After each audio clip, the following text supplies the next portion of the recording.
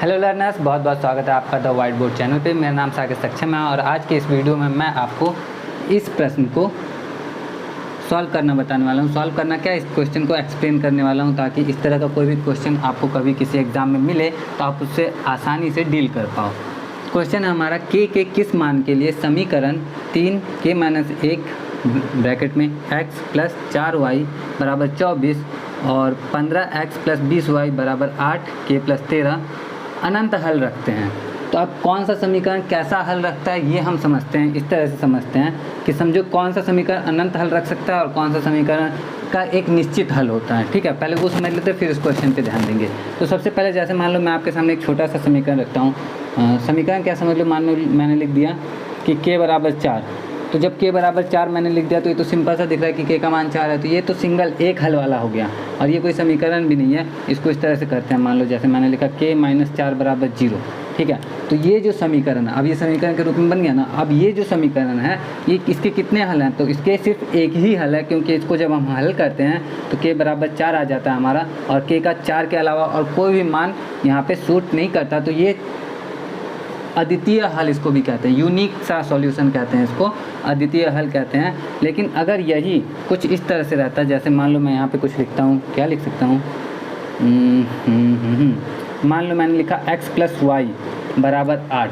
तो x + y = 8 जब लिख दिया तो अब यहाँ पे x के और y के कौन कौन से मान हो सकते हैं। तो आप ध्यान से देखो, तो अगर x का मान 1 होगा तो y का मान 7 होगा, x का मान 2 होगा तो y का मान 6 होगा। और कौन सा है ये एग्जैक्टली कहा भी नहीं जा सकता। इस समीकरण को, सिर्फ इस समीकरण को देख के x और y का कोई निश्चित हल हम नहीं कह सकते हैं। और नहीं कह सकते हैं तो इसका मतलब ये वाला जो समीकरण है ये कितना हल रखता है, तो ये अनंत हल रखता है। अब आप लोग बोलोगे अनंत हल कैसे रखता है, ये तो निश्चित में हल रख रहा है, 1 से लेकर 7, उससे ज़्यादा तो रख नहीं सकता। तो जब आप दशमलव में जाओगे तो आपको पता चलेगा कि दशमलव में जाने के बाद कितनी ज़्यादा डीप में हम जा सकते हैं। तो हाँ, बिल्कुल ये अनंत हल, ये समीकरण एक अनंत हल रख रहा है अपने पास में। ठीक है, अब इसी समीकरण से जैसे मान लो कि अब इस तरह का समीकरण है तो कब ये होगा कि ये एक यूनिक हल, एक अद्वितीय हल अपने पास रख रहा है। तो जैसे मान लो इसी समीकरण को मैं इस तरह से लिख दूँ कि एक और समीकरण इसके साथ में लिख दूँ, x - y = 2। तो अब ये दोनों समीकरण मिल के कितने हल रखते हैं, अनंत हल रखते हैं या फिर कोई निश्चित हल रखते हैं, यूनिक हल रखते हैं, अद्वितीय हल रखते हैं। तो अब इन दोनों समीकरण को मिला के जब हम हल करते हैं तो हल करने के दौरान हम पाते हैं कि इसमें x और मान का एक निश्चित हल है और उसके अलावा कोई भी हल उस पर सूट नहीं करेगा। कैसे, क्योंकि दोनों समीकरण को सेटिस्फाई करना जरूरी है ना। तो अब इसको हल करने का तरीका कुछ इस तरह से कि हम दोनों समीकरण को मान लो जोड़ लेते हैं। तो जोड़ते हैं तो x में x जुड़ा तो 2x हो गया और ये y जो है प्लस में, ये y माइनस में, तो दोनों कट के 0 हो गया। और इधर 8 में 2 जोड़े तो हो गया 10। तो 2x = 10 है तो x = 5 आ जाएगा और x = 5 आ गया तो y बराबर कितना होना चाहिए, y = 3 होना चाहिए। तो x का मान 5 और y का मान 3 और इस तरह से हम हल कर लेते हैं समीकरण को। तो दो अलग अलग समीकरण अगर हमें मिल रहा है तो उससे हल करके अगर हम मान निकालते हैं और मान निकल भी जाता है तो अद्वितीय हल है, और अगर मान नहीं निकल रहा है तो अनंत हल है। अब कैसे अनंत हल वाला एक और देख लेते हैं। जैसे मान लो यही समीकरण है, x + y = 8 लिखा हुआ है और यहाँ पे मैं लिख दूँ 2x + 2y = 16। तो अब ये समीकरण और ये समीकरण अलग अलग हुआ क्या, एक ही समीकरण 2 बार लिख दिया गया, बस इस समीकरण में 2 से गुना करते हैं तो ये मिल जाता है। तो दिखने में ये दोनों अलग अलग लग सकता है लेकिन है तो एक्चुअल में एक ही समीकरण। तो इसके भी कितने हल होंगे, तो अनंत हल होंगे। तो बस अब हम समझ चुके हैं कि अनंत हल किसका होगा और अद्वितीय हल किसका होगा। अब हम इस प्रश्न पे फोकस करते हैं कि ये दो समीकरण हमारे सामने हैं और यहाँ पे k के कुछ मान दिए हुए हैं, 2, -2 और 3, और इस मान को हम इसमें रख के देखते हैं कि इसका अनंत हल किस पे इसका अनंत हल आ रहा है और किस पे इसका अद्वितीय हल आ रहा है। तो सबसे पहले 2 लिखा हो तो 2 को ही रख के देख लेते हैं कि k की जगह पे अगर हम 2 रखते हैं तो k की जगह पे जब 2 रखेंगे तो 2 में से 1 गया 1 और 3 का 1 में गुना करेंगे तो 3 रहेगा और फिर x में गुना हो रहा है तो 3x + 4y = 24। अब चूंकि इसमें 2 रखा है k का मान तो इसमें भी k का मान 2 ही रखना पड़ेगा। तो 2 रखते हैं, इसमें भी k का मान, तो ये हमें मिलता है 15x + 20y = k का मान 2 रखेंगे तो 13 2 15, 15 8 120। अब यहाँ पे 2 अलग अलग समीकरण है हमारा और दोनों समीकरण को ध्यान से देखो तो ये अभी जो मैंने बताया था उसी से मैच करेगा कि जब हम इस समीकरण में 5 से गुना कर दे रहे हैं तो 5 × 15 4 × 5 = 20 और 24 × 5 = 120, तो ये आ जा रहा है। इसका मतलब कि ये दोनों समीकरण दो अलग अलग समीकरण नहीं है, ये तो एक ही समीकरण है। और जब एक ही समीकरण है तो इसके x और y के बहुत सारे हल हो सकते हैं। कितने? अनंत हल हो सकते हैं। तो हाँ, 2 जो है वो हमारा एक करेक्ट आंसर है। लेकिन चूंकि हम जान रहे हैं कि ये बीपीएससी का एग्ज़ाम में, बीपीएससी के टीचर रिक्रूटमेंट एग्ज़ाम में आया हुआ क्वेश्चन है, तो इसके 2 ऑप्शन और रहते हैं, MTO और NOT, तो इसलिए हमें बाकी 2 ऑप्शन भी चेक कर लेना चाहिए ताकि किसी तरह की कोई गलती ना हो।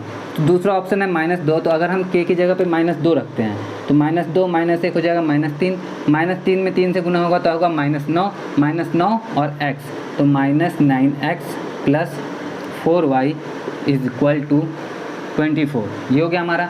अब k का मान यहाँ पे भी हम -2 रखने वाले हैं, तो पहले तो पूरा लिख लेते हैं। 15x + 20y बराबर, k का मान -2 रखेगा तो 13 में से 2 गया 11, 11 × 8 = 88।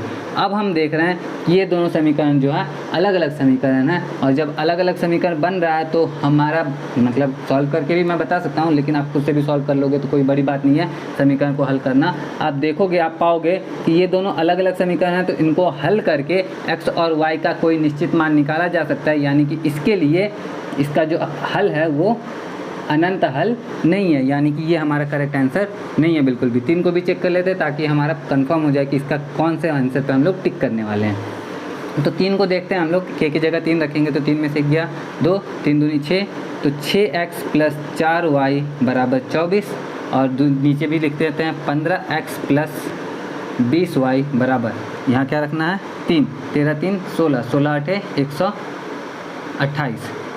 तो अब हम देख रहे हैं कि ये और ये एक अलग अलग समीकरण बन गया। जब अलग अलग समीकरण बन जाता है तो वो हल हो जाता है। चलो इसको हल करके भी देख लेते हैं कि x और y का मान एक्चुअल में यहाँ पे कितना आ रहा है। तो हम देख रहे हैं यहाँ पे 20y है, तो हम भी यहाँ पे अगर 20y ले आए कहीं से, तो 20y लाने के लिए हमें 5 से गुना करना पड़ेगा, तो हम इसमें 5 से गुना कर देते हैं। तो इसमें 5 से गुना हुआ तो 6 × 5 हो गया 30x + 20y, और 24 × 5 = 120। अब इस समीकरण में से इस समीकरण को हम घटा दें तो 15x में से 30x गया तो -15x, 20y में से 20y गया तो ख़त्म, और 128 में से 120 गया तो 8। तो x बराबर जो हो गया हमारा 8, -8/15 बोलो, 8/-15 बोलो, या फिर माइनस लिख के 8/15 बोलो, एक ही बात है। तो x का मान आया तो y का मान भी आएगा ही कुछ ना कुछ। तो समझ गए हम लोग कि हाँ, इसका एक अद्वितीय हल है। अनंत हल वाला जो था वो सिर्फ हमारा ऑप्शन ए है, और इसलिए हम ऑप्शन ए पे टिक करेंगे, और ये हमारा करेक्ट आंसर भी होगा। बस इसी तरह से क्वेश्चन को सॉल्व कर लेते हैं हम लोग, और उम्मीद करता हूँ कि आपको समझ में आया होगा अच्छे से। कैसा लगा वीडियो कमेंट करके ज़रूर बताना। कहाँ से आप लोग वीडियो देख रहे हो वो भी कमेंट करके बताना, तो मुझे भी पता चलेगा कि कहाँ तक मेरी वीडियो पहुँच पाई है। छोटा सा तो चैनल है, आप लोग जान ही रहे हो। बाकी ये जो था TRE 1 में आए हुए TGT मैथ्स का क्वेश्चन था, और कुछ और भी क्वेश्चन TRE 1 2 3 में आए हुए सारे क्वेश्चन के सॉल्यूशन ऑलरेडी मैं करा चुका हूँ, और TGT वाले पे स्टार्ट कर दिया है। तो जाहिर सी बात है TRE 1 का TGT करवा रहा हूँ तो TRE 2 का भी करवाऊँगा। तो उसके लिए अपडेटेड रहना हो तो चैनल को प्लीज़ सब्सक्राइब कर लेना आप लोग। बाकी मैं मिलता हूँ आपसे नेक्स्ट वीडियो में। जय हिंद।